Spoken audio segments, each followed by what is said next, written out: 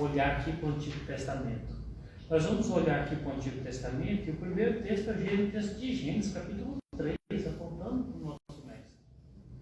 Quando você olha para essa grandiosidade toda que nós estamos falando, estava conversando com o Marcos ontem, um tempo atrás, um conhecido, né? Ele não era crente, vivia a vida normal, tranquila. O Senhor Jesus entrou no coração dele, mudou a vida dele.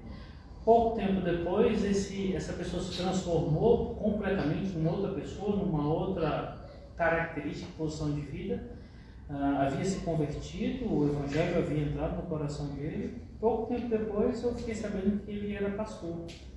E um dia a gente conversando, e eu falei, estava chegando nessa época, né? E aí, cara, como é que vai ser Natal lá na sua igreja? Natal? A gente não comemora festa pagã, não. A gente não comemora essas besteiras, não. Rapaz, nem chegou, não sabe nem se fica, já está chutando balde aqui. Você está certinho, está certinho. Ele falou, não, isso é festa pagã, isso é comemoração do Deus Sol. Eu falei, é verdade, não, você está certinho. Eu falei, na sua igreja comemora o Deus Sol, é isso? Ele falou, não, mas a comemoração sobre o Deus Sol. Eu falei, mas e na sua igreja? Ele falou, não, a gente não comemora. A nossa denominação todinha não aceita Natal. Eu falei, não, beleza. E é até engraçado porque nós temos a força da expressão, quando chega nessa época, a gente fala assim, ô, Feliz Natal. Aí a força da expressão falava assim, ei, fulano, Feliz Natal. Eu assim,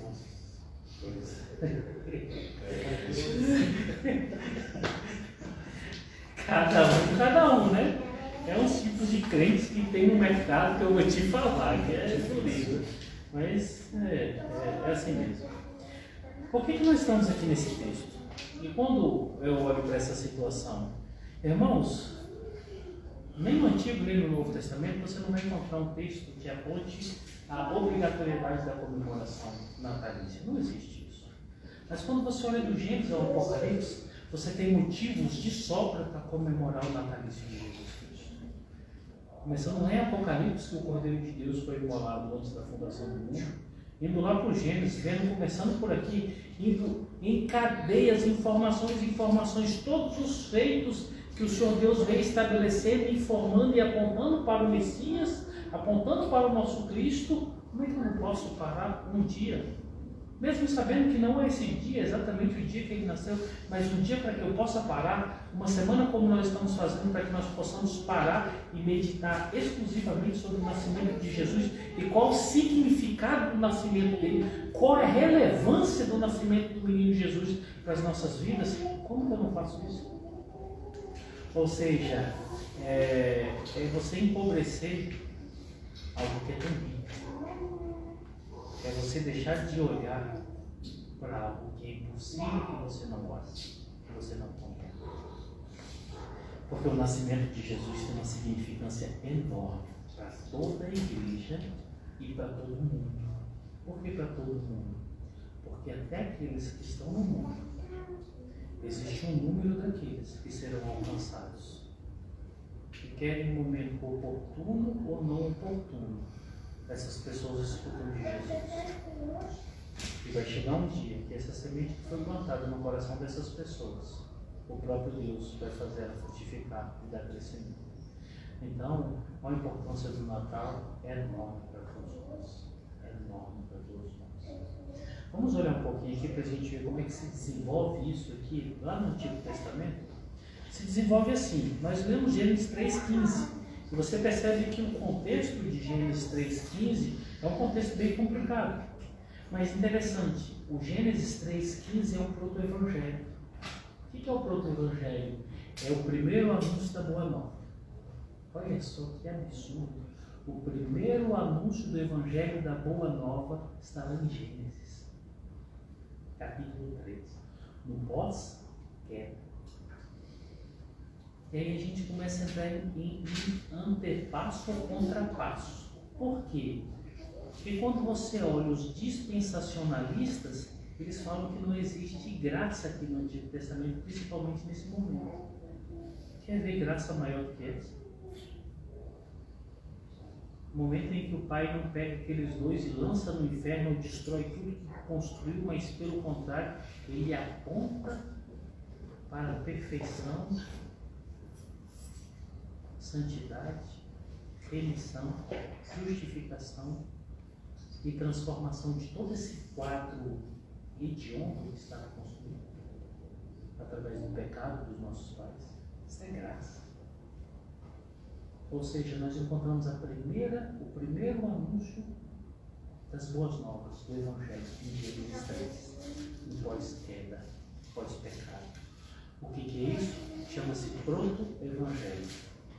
Nós temos que entender qual o contexto que nos cerca aqui, irmãos, para que nós possamos entender o que está acontecendo aqui no Gênesis. De certa forma, esse texto já está sendo bem batido para nós, né? Quanto que nós já meditamos aqui no texto de Gênesis, e tem coisa para a gente estudar em Gênesis. Olha aí, Gênesis 3, do verso 8 ao verso 13, nós temos o primeiro contexto imediato aqui. Esse bloco textual, você vai encontrar duas características importantes aqui: questionamentos e acusações. Gênesis 3, do 8 ao 13. Olha aí na Bíblia de vocês, vamos ler juntos? Olha o que diz aí a palavra do Senhor. O verso 8, ele vem logo em seguida a queda. Ele diz assim, quando ouviram a voz do Senhor Deus, que andava no jardim pela viração do dia, esconderam-se da presença do Senhor Deus, o homem e a sua mulher, por entre as árvores do jardim. E chamou o Senhor Deus o homem e lhe perguntou: onde estás? Ele respondeu: ouvi a tua voz no jardim, e porque ela estava nu, tive medo e me escondi. Perguntou-lhe Deus: quem te fez saber que estavas nu? Comeste da árvore de que te ordenei que não comesses?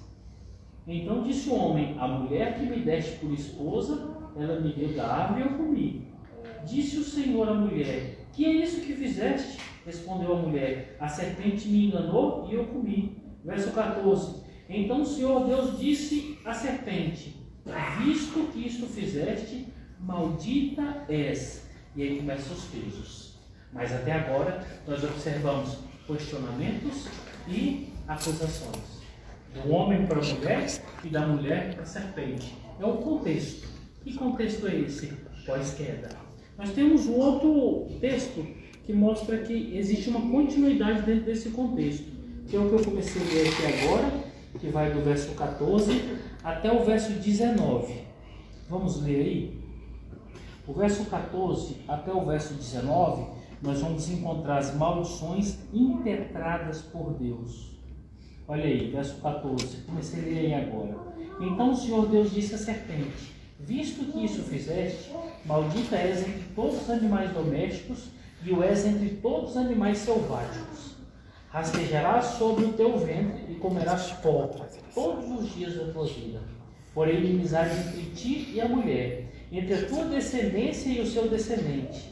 Este te ferirá a cabeça e tu lhe ferirás o calcanhar. E a mulher disse: multiplicarei sobremodo os sofrimentos da tua gravidez, e em meio de dores darás à luz filhos. O teu desejo será para o teu marido, e ele te governará. E Adão disse: visto que atendeste à voz da tua mulher, e comeste da árvore que eu te ordenara não comesses, maldita é a terra por sua causa, e em fadigas obterás dela o sustento durante os dias da tua vida. Ela produzirá cardos e abrolhos. Tu comerás a erva do campo, no suor do teu rosto comerás o teu pão, até que tornes a terra, pois dela foste formado, porque tu és pó, e ao pó tornarás. Do 14 ao 19 são as maldições de Deus que ele impetra contra a serpente, contra a mulher, contra o homem e contra o cosmos. E o engraçado, essas maldições vão até o fim da criação, até o fim da existência humana.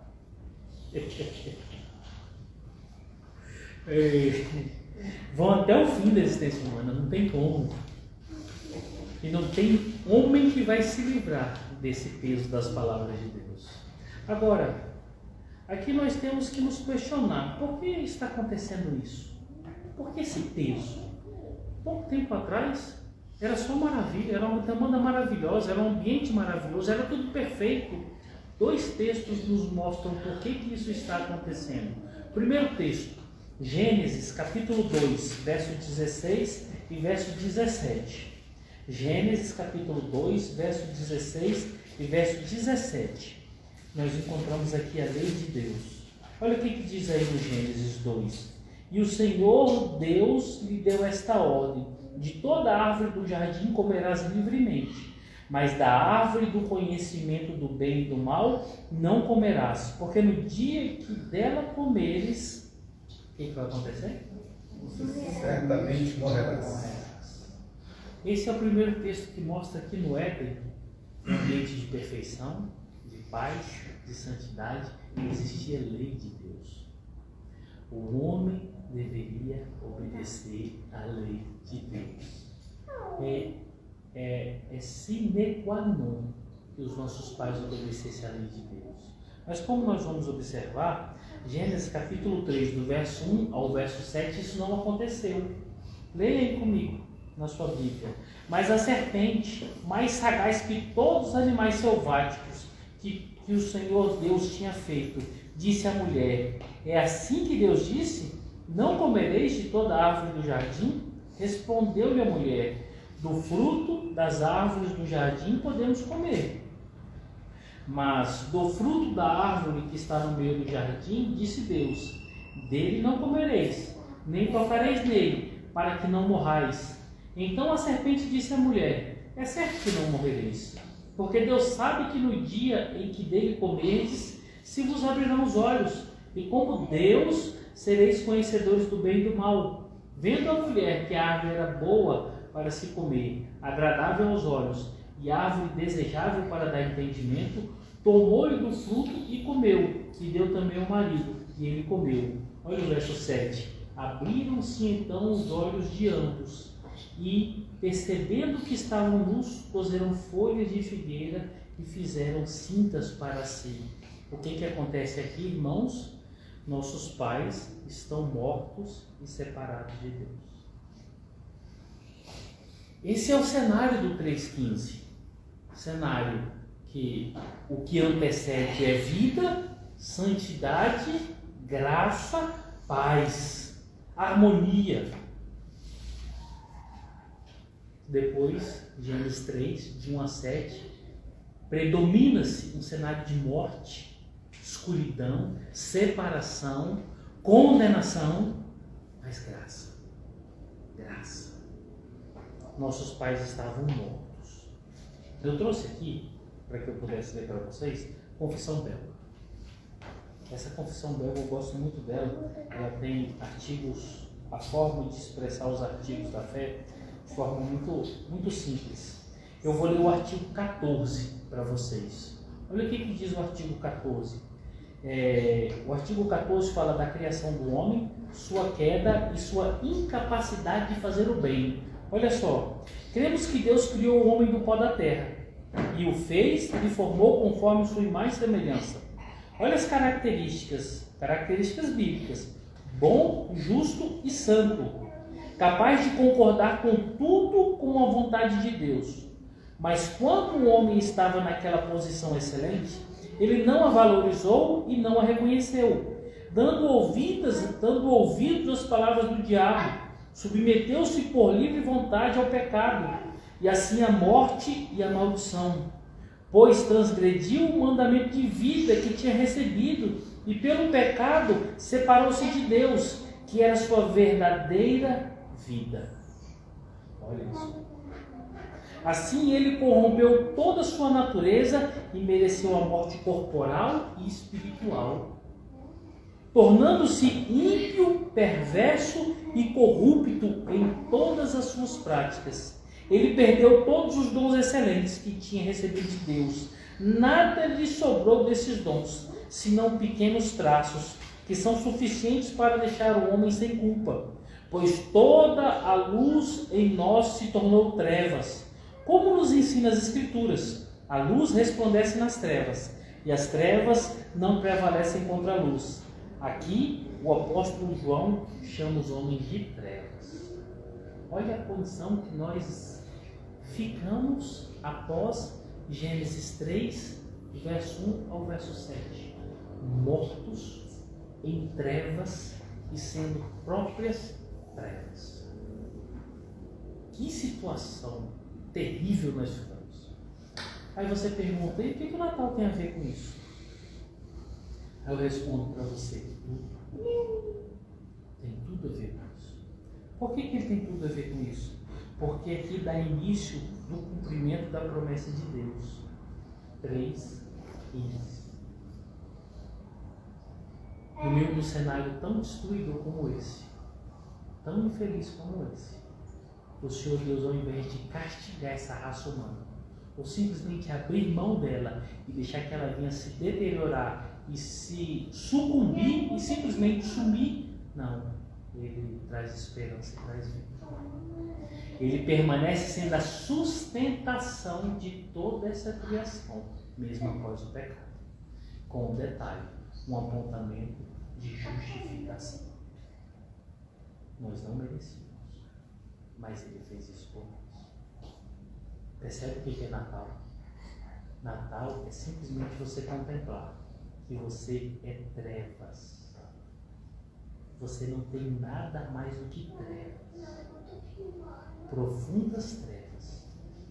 E Deus, na sua profunda misericórdia, estendeu a mão e te fez uma nova criatura, como foi pregado ontem. Isso é Natal. Hoje eu escutei uma perspectiva de Natal, que uma pessoa falou assim, até o dia 16, dia 20 eu vou estar trabalhando, mas do dia 20 para frente eu vou estar entrando na cachaça, vou beber todas até o final do ano. Natal vou passar tomado. Essa é a celebração de Natal. Celebra-se Natal em trevas, enquanto as trevas foram pinceladas com tintas de luz lá no Antigo Testamento, para mostrar que o Natal não é um ambiente de trevas, mas de predominância de luz. Percebe? Ou seja, e quem falou isso foi o ímpio. Mas o ímpio, o crente não está muito distante do ímpio. Tem muitas comemorações das igrejas nos dias de hoje que são loucas. Você vê essa pessoa que falou que é crente, que é pastor e que diz que Natal é simplesmente uma besteira e uma festa pagã. Ou seja, não existe muita diferença. Um está sob o efeito do torpor do álcool, o outro está sob o efeito do torpor da burrice. Então é a mesma coisa. E o Senhor tem nos chamado por um outro caminho, um caminho de luz, um caminho de reconhecimento do que é Natal. Meus irmãos,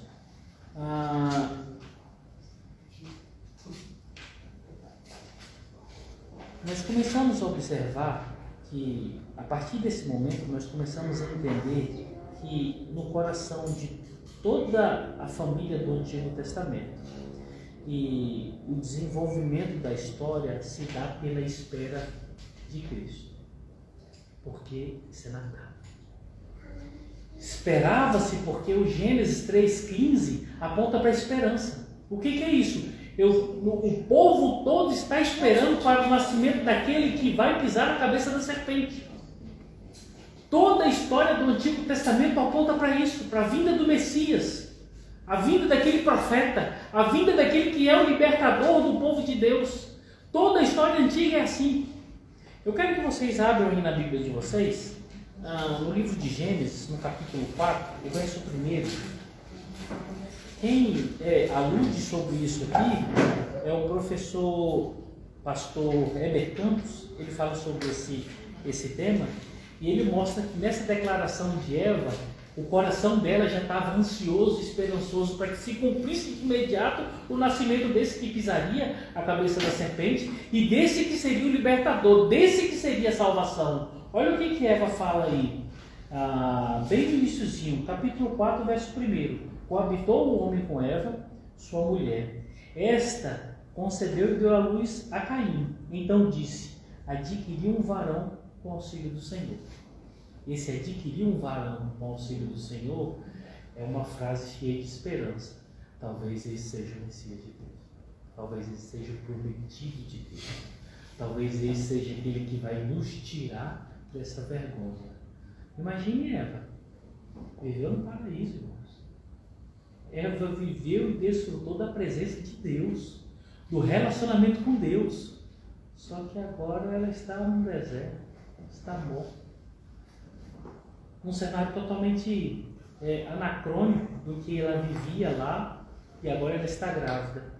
Eu imagino que no momento da gravidez, no período todo, ela já devia imaginar: esse deve ser o menino, esse deve ser aquele prometido de Deus. Mas pelo contrário, ela que nasceu Caim. A consequência do pecado é terrível, irmãos. Quantos Caíns nasceram ali? De lá para frente foram trevas e trevas e trevas e trevas. Sabe o que isso nos comunica diante do Natal? Que o Natal é uma mensagem de esperança. E a esperança se manifesta no meio das trevas. Eu, crente, eu, como aquele que sou igreja do Senhor Jesus, eu tenho que entender que eu sou salvo, mas eu vivo no meio de trevas. Eu vivo no meio do mundo caído e perdido, e em que a tônica são os caídos. Essa é a realidade que nos serve, irmão. Dentro e fora da igreja. Isso é Natal. É o mais explícito retrato do Natal. Agora, isso quebra-se, esse paradigma, lá em Lucas capítulo 2. Olha na Bíblia de vocês, Lucas capítulo 2, porque Lucas capítulo 2 vai falar algo fenomenal. E vai ser isso que nós vamos estar meditando lá no domingo. Lucas capítulo 2, do verso 1 ao verso 7.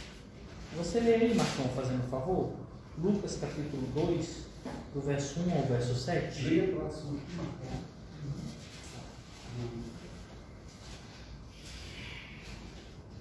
7.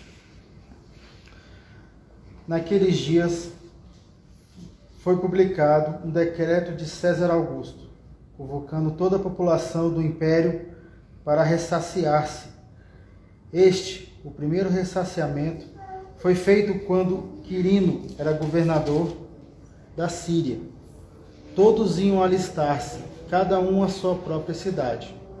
José também saiu da Galiléia, da cidade de Nazaré, e foi para a Judéia, até a cidade de Davi, chamada Belém, por ser ele da casa da família de Davi, a fim de alistar-se com Maria, sua esposa, que estava grávida.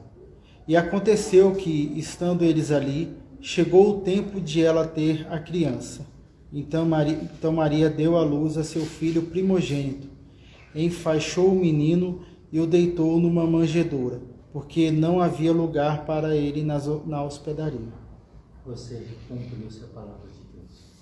Observe que maravilha. Agora, quanto tempo demorou-se para cumprir essa palavra? Os teólogos estudiosos do Antigo Testamento, eles sempre apontam para Deus como uma característica interessante. Deus é Deus de longos tempos. Quantas pessoas morreram na esperança do Messias? Quantas pessoas esperançosas em momentos terríveis do povo de Israel acreditavam que o Messias vinha em tal geração? Quantas gerações passaram e passaram e não viram o Messias? Quantos profetas anunciaram o Messias e não viram o Messias? O que o Natal nos ensina? Que as promessas de Deus, elas não se cumprem segundo o que nós precisamos ou segundo o que nós queremos. Pelo contrário, a palavra do Senhor, ela se cumpre no tempo em que Ele determinou. E o tempo que Ele determinou eu não conheço. Nós não conhecemos, não dominamos, não podemos exigir, não sabemos de onde ela vem, como ela vem. O que isso significa? Natal é um esclarecimento que Deus estabelece e faz aquilo que Ele prometeu no tempo dele. Quando nós olhamos para o aspecto do Natal e vemos essa questão de períodos, e nós observamos aquilo que se chama igreja evangélica nos dias de hoje, ou a igreja está certa e a Bíblia está errada, ou a Bíblia está certa. Porque as profecias começam assim, em 15 dias chega a sua vez. Conta 7 dias aí. O Senhor está falando aqui. Conta 7 dias. Ó, Deus não tarda não. Deus vai cumprir. Esses dias eu vi uma pessoa, ele falou assim, profeta é uma pessoa que fala quando Deus manda, e quando Deus não manda, o profeta fala e Deus assina embaixo. Meu Deus do céu, eu não tenho noção do que falou, não. Pai, quantas pessoas piedosas deveriam ter clamado pelo Messias na história?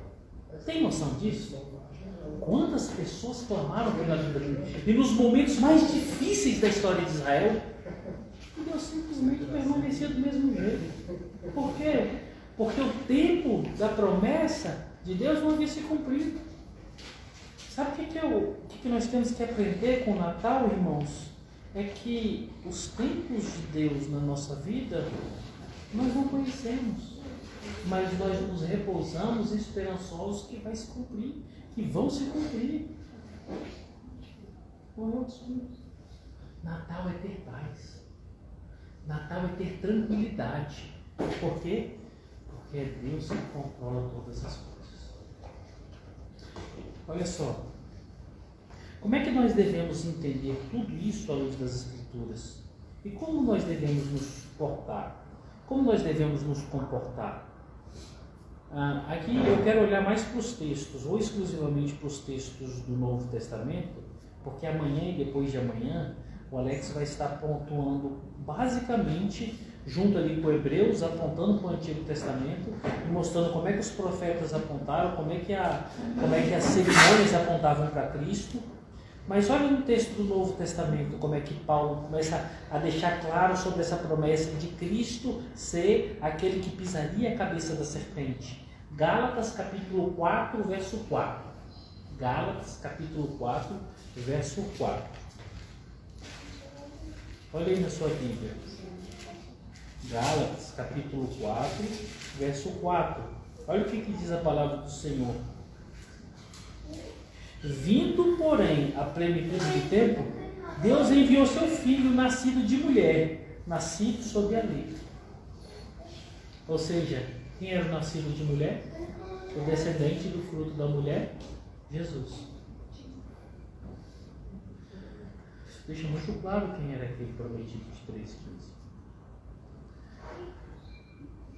Lucas, capítulo 1, verso 26 a 33. Lucas, capítulo 1, verso 26 ao 33. Verso 26 ao 33. Jesus é rei. Olha aí, no 6º mês foi o anjo Gabriel enviado da parte de Deus para uma cidade da Galileia chamada Nazaré, a uma virgem desposada com um certo homem da casa de Davi, cujo nome era José. A virgem chamava-se Maria. E entrando o anjo onde ela estava, disse: Alegra-te, muito favorecida, o Senhor é contigo. Ela, porém, ao ouvir esta palavra, perturbou-se muito e pôs-se a pensar no que significaria esta saudação. Mas o anjo lhe disse: Maria, não temas, porque achaste graça diante de Deus. Eis que conceberás e darás à luz um filho, a quem chamarás pelo nome de Jesus. Ele será grande e será chamado Filho do Altíssimo. Deus, o Senhor, lhe dará o trono de seu pai, o trono de Davi, seu pai. Ele reinará para sempre sobre a casa de Jacó, e o seu reinado não terá fim. Ou seja, o que é Natal? Natal é o nascimento do rei. É o nascimento daquele que é o cumprimento das promessas do Senhor do Antigo Testamento. E detalhe, o reinado dele não terá fim. Mais um texto, Lucas capítulo 4, verso 16 ao verso 21. Lucas capítulo 4, verso 16 ao verso 21. Olha o que diz esse texto aí. Indo para Nazaré, e aqui nós já estamos no ministério de Jesus, bem no início. Onde fora criado, entrou num sábado na sinagoga, segundo o seu costume, e levantou-se para ler. Então lhe deram o livro do profeta Isaías, e abrindo o livro, achou o lugar onde estava escrito: O Espírito do Senhor está sobre mim, pelo que me ungiu para evangelizar os pobres. Enviou-me para proclamar libertação aos cativos e restauração da vista aos cegos, para pôr em liberdade os oprimidos e apregoar o ano aceitável do Senhor. Tendo fechado o livro, devolveu ao assistente e sentou-se, e todos na sinagoga tinham os olhos fitos nele. Então passou Jesus a dizer-lhes: Hoje se cumpriu a escritura que acabais de ouvir. O que é isso? O menino Jesus.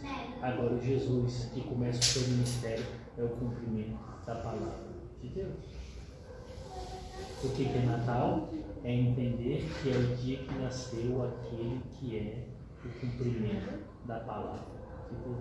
Sabe o que isso significa, irmãos?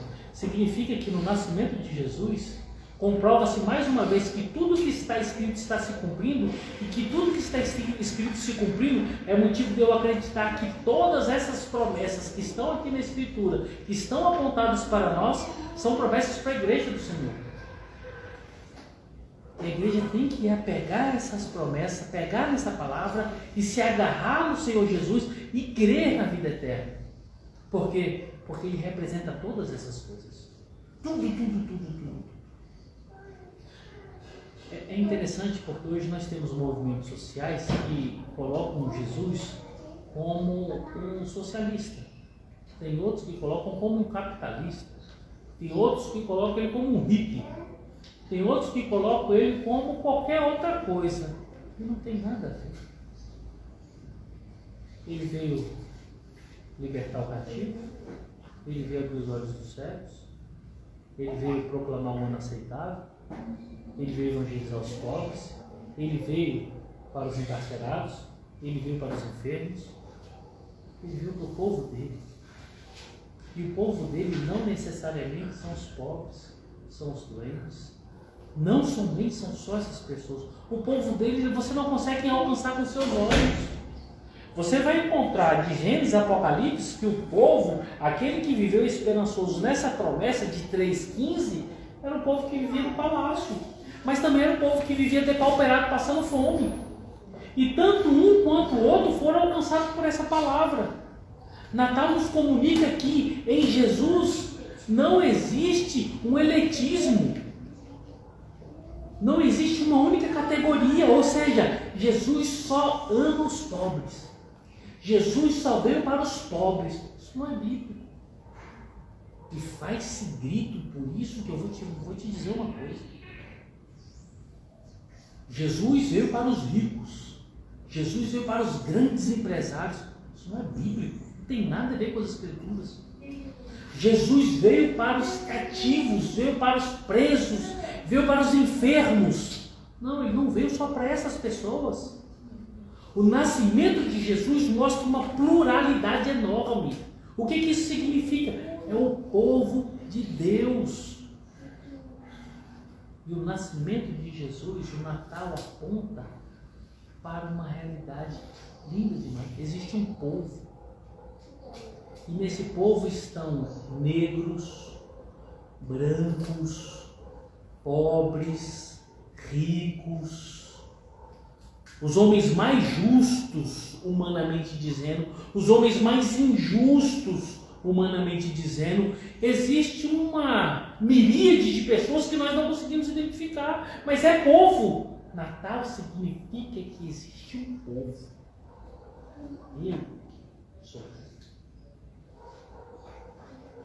Mateus 1:21, olha aí na Bíblia de vocês.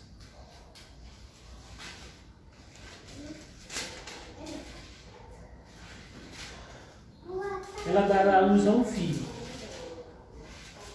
e lhe porás o nome, Jesus, porque ele salvará quem? O seu povo. Jesus veio pelo seu povo. Salvará o seu povo dos seus pecados. Existe uma raça eleita, irmão. O Natal aponta para isso. Existe um grupo de escolhidos por Deus que se manifestou explicitamente no natalício de Jesus e no desenvolvimento do ministério. E depois do ministério, os atos apostólicos, o progresso da igreja. O Senhor tem cativo um povo que é um povinho pequeno, simples, humilde e, como diz Paulo, fraco, os que nada têm, os que nada possuem e os que nada são. Nós somos esse povo. Natal aponta para isso. Para quê? Existe um povo. Sabe, irmãos, eu não, de forma alguma, eu não quero participar ou estar em nenhuma outra categoria desse mundo que não seja nessa categoria de 1:21 de Mateus, povo de Jesus. Eu não quero fazer parte de nenhum outro círculo que não seja aquele que Paulo fala lá em 1 Coríntios, se eu não me engano, capítulo 1 ou capítulo 2, onde ele vai falar que o povo de Deus são os mais simples, os que nada têm e os que nada são os menores. Eu não quero fazer parte de outro círculo, porque provavelmente, ou certamente, os outros círculos nada comunicam em relacionamento com Jesus. Ele não veio para eles. O Natal não é para essas pessoas. O Natal não comunica salvação para essas pessoas.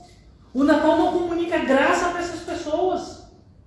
E você querer empurrar a goela abaixo, e você querer fazer parte, e você querer fazer uma divulgação chula de Jesus, é um absurdo, é uma estapafúrdia, é totalmente fora do contexto bíblico. Não é comunicação da verdade. Vou comemorar o Natal, vou encher a cara de cachaça. Vou comemorar o Natal, vou para as esbórnias dessa vida. Que Natal é esse? Que Natal é esse? Jesus veio para o seu povo, o Natal aponta para isso. Ele veio para o seu povo. E eu quero ser povo de Jesus. Só isso. Só isso. Porque assim eu tenho certeza que eu fui alcançado pela graça. Assim eu tenho certeza para onde eu irei por causa de Jesus. Mas, 1 João, capítulo 3, verso 8. Olha aí na Bíblia de vocês. 1 João, capítulo 3, verso 8. 1 João, capítulo 3, verso 8. Aquele que pratica o pecado procede do diabo, porque o diabo vive pecando desde o princípio. Para isso se manifestou o Filho de Deus, para destruir as obras do... Quem é o prometido de Gênesis 3,15? Jesus. Aquele que veio para destruir as obras do diabo. Desse pequeno povo, o povo que proclama Jesus como Salvador, não tem associação com o diabo, não tem parte com o diabo. Eles vivem para Cristo, porque Cristo está esmagando, aniquilando, restringindo, e vai chegar um dia em que ele vai pisar por completo e acabar com Satanás e todos os seus malfeitos, todas as suas obras ardilosas. Vai chegar um dia que ele vai aniquilar tudo. Natal é isso, irmãos. Natal aponta para Cristo, que pisa na cabeça da serpente, que acaba com as obras do diabo. Sabe o que o Natal comunica para nós crentes? Que nós não podemos fazer associação com as más obras desse mundo. Por quê? Porque Cristo é o prometido de Deus que acaba com as obras do diabo. Você acha que Cristo se agrada desses maus feitos que tem nesse mundo? Dessas pornografias que estão sendo apresentadas para os nossos filhos? Desses sequestros? Dessas ilações?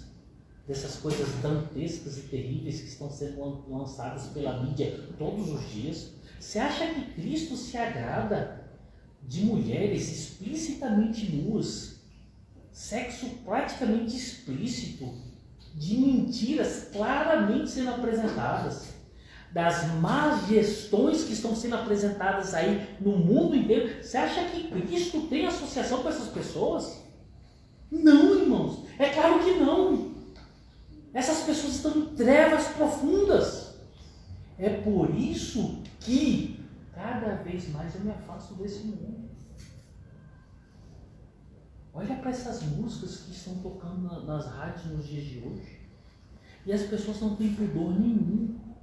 Parece que eles falam assim, essa daqui é a pior de todas. Então colocam o volume mais alto possível, para que todo mundo escute. Rapaz, eu vou falar uma coisa para vocês. Aí você vê crente se alegrando nisso. Natal denuncia isso. Isso é do Satanás. O Senhor Deus não tem parte nisso. O Guilherme disse que estava de serviço num show, esses shows aí, né? Ele é policial, bem barra pesada os shows. Aí ele disse que no meio do show estava aquela bagunça, só coisa terrível. Aí de repente o cantor fala assim: para um minuto, vamos agradecer o nosso Jesus, porque Ele é bom. Quem ama Jesus levanta as mãos e não sei o quê. Olha onde chegou a mente da depravação humana. O cara está chamando a mulher de cadela, está falando que a mulher tem que fazer isso, aquilo, outro, que o homem tem que fazer isso, aquilo. Agora vamos parar um pouquinho, vamos louvar Jesus, glória a Deus, aleluia. Olha como é que Jesus é bom, nós somos de Jesus. Aonde, irmãos? Aonde é isso? Nunca serão, nunca serão. Eu acredito que o Senhor possa ter eleitos ali naquele meio, dos quais o Senhor vai tirá-los ali daquele meio no momento oportuno e nunca mais permitirá que aquele eleito volte ali para aquele chiqueiro. Natal comunica e denuncia isso. Se o crente está amalgamado com qualquer tipo de prática errada, ele não tem parte com Jesus. Não tem parte com Jesus. Natal mostra que Jesus veio para destruir as obras do diabo. Mais um texto. Atos, capítulo 26, do verso 13 ao verso 18. Aqui nós vemos o poder de Jesus para lavar os seus escolhidos. Atos, capítulo 26. Atos, capítulo 26, do verso 13 ao verso 18. Olha o que diz a palavra do Senhor aí. Ao meio-dia, ó rei, indo eu caminho fora, vi uma luz no céu, mais resplandecente que o sol, que brilhou ao redor de mim e dos que iam comigo. E caindo todos nós por terra, ouvi uma voz que me falava em língua hebraica: Saulo, Saulo, por que me persegues? Dura coisa é recalcitrares contra os aguilhões.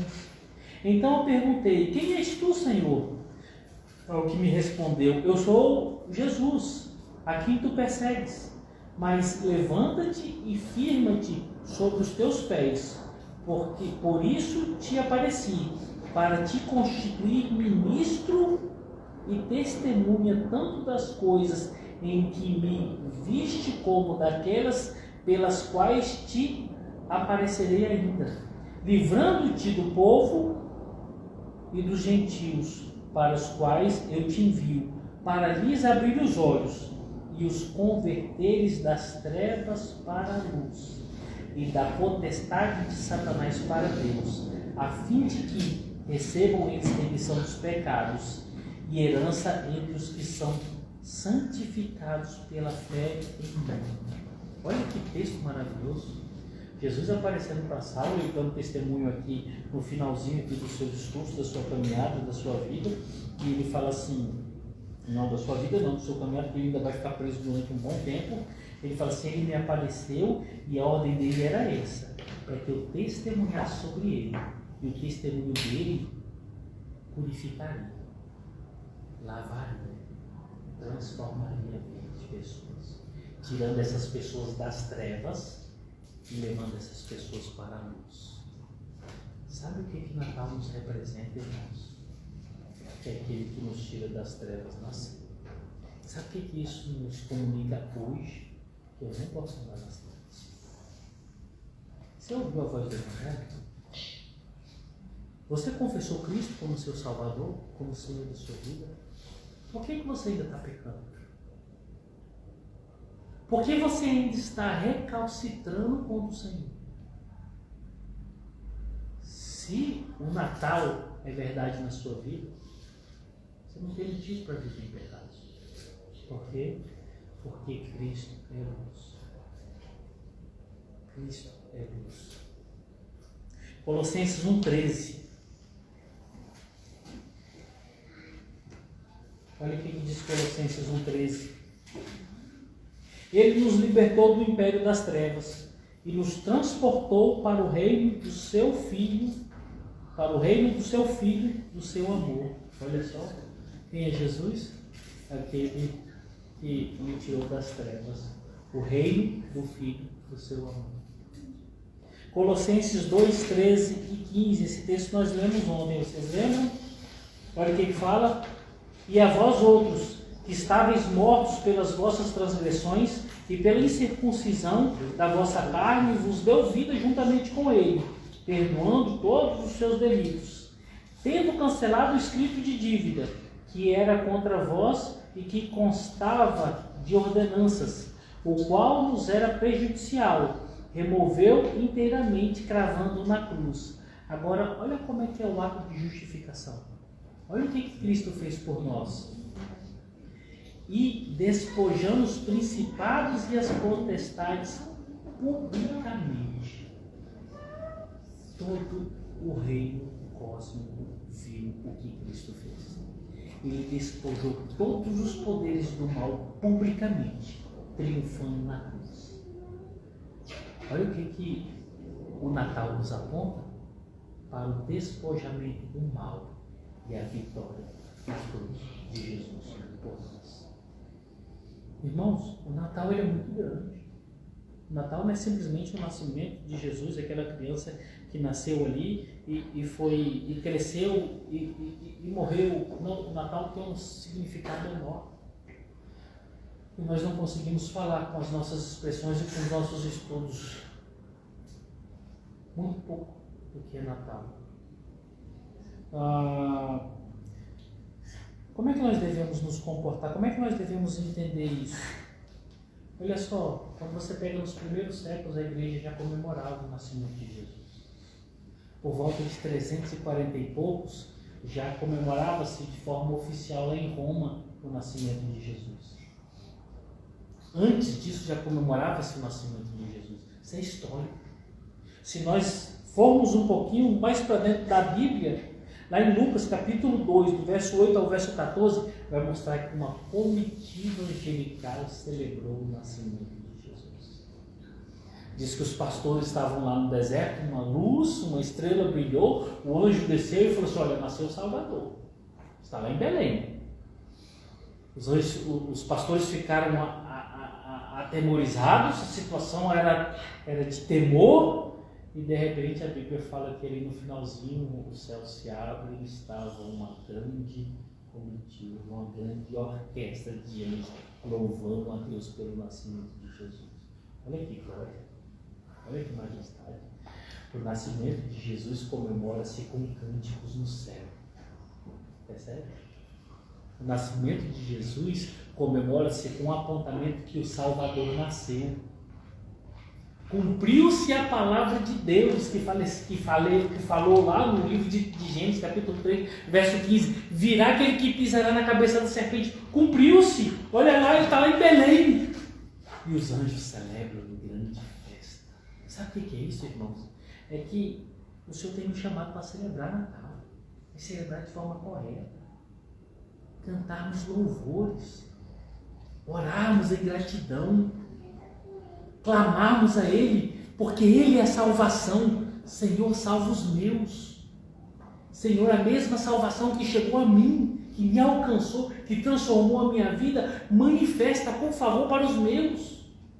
Manifesta para esse mundo essa salvação, para os seus eleitos que ainda estão perdidos. Natal é isso, queridos. É entender que o Salvador nasceu. Não nasceu qualquer um, não nasceu um jogador de futebol, não nasceu um empresário, um médico, um advogado, nasceu o Salvador. Agora, sabe o que é interessante? Eu não sei quem foi. Ah, foi o Júlio que falou isso para mim. A gente estava comentando sobre aquele vídeo. Eis que agora falará com vocês o teólogo, o fulano, não sei o quê, não sei o quê. Ele ficou 1 hora falando isso aqui. Então, a gente pensa que até é piada, né? Aí quando você olha para Jesus, a Bíblia assim, fala assim, ele será chamado de Nazaré. Beleza, hein? Nazaré. Nazaré é a expressão mística do resto de Israel. Ele será chamado de Nazaré. Percebe quem é Jesus? É o sinônimo da simplicidade. É o sinônimo da simplicidade. Por isso Natal é simplicidade. O cristianismo, desde uma data que não sabemos especificar, celebra o nascimento de Jesus. E o que é a celebração? Só para que nós possamos terminar aqui. A celebração do Natal, ela deve apontar para a esperança. Nasceu o Filho de Deus, nasceu o Salvador. Então, eu tenho que me recolher e orar a Deus agradecendo. Obrigado porque cumpriste a tua palavra. E eu fui achado por essa esperança. Eu sou um salvo. A celebração do Natal, ela deve ser adornada com agradecimento, porque a palavra de Deus se cumpriu na minha vida, e eu espero esperançosamente que isso se manifeste na vida do meu próximo. Meditação é o que nós estamos fazendo aqui. Comunicação dessas verdades para o coração das ovelhas de Jesus, do povo de Jesus, povo simples, povo pequeno. A celebração do Natal, ela deve apontar para arrependimento. Por quê? Porque eu estava em trevas. Eu era pura trevas. E Ele, que é a luz de Deus, veio e me resgatou das trevas. E na celebração de Natal deve ter alegria. Por quê? Porque onde Cristo está, tudo se faz novo. E não existe mais desventura para nós. Não existe mais condenação para nós. Nós vamos viver eternamente com o Senhor. Todos. Amém? Amém. Então vamos orar ao Senhor agradecidos. Exército, peço Soberano Deus, nós louvamos o Teu nome, te rendemos graças, porque o Senhor é bom e é misericordioso. Obrigado por esta rica palavra, obrigado por estarmos aqui. No nome de Jesus, ó Pai, continue nos internalizando, ó Pai, quem somos e para onde vamos. Nós te louvamos por Cristo, pelo seu nascimento e por sua eleição, Pai, chegar até a gente. Em nome de Jesus oramos. Amém. Amém.